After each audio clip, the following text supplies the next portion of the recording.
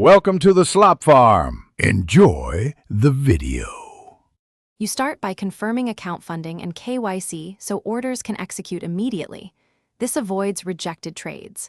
Once done, enable the Scalper Terminal in Fyers and install any recommended updates or extensions because latency matters.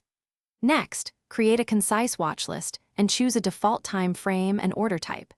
MIS for intraday, NRML for delivery, or bracket orders for automatic exits. These first steps get you into the terminal ready to place fast entries with minimal friction. Now focus on precise configuration. Set quantity, price ticks, slippage tolerance such as 0.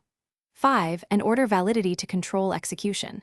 Then map hotkeys and one-click templates for buy, sell, modify, and cancel because speed reduces risk. Once done, open the DOM ladder or the one-click panel and cross-check with real-time charts, indicators, and level 2 data to confirm momentum. Make sure your scalp timeframe matches indicators, otherwise entries will be mistimed and execution will suffer. Finish by watching fills and executed quantity and apply auto square-off or manual exit rules to close positions on schedule. If an order fails, immediately check margin availability, network connectivity, and exchange halts, and then read any rejection code to pinpoint the cause.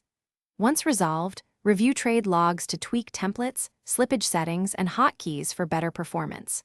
One key troubleshooting tip: if latency spikes, switch to a lower data feed or relogin. That usually restores execution reliability. Thanks for watching. Consider subscribing if we helped you today.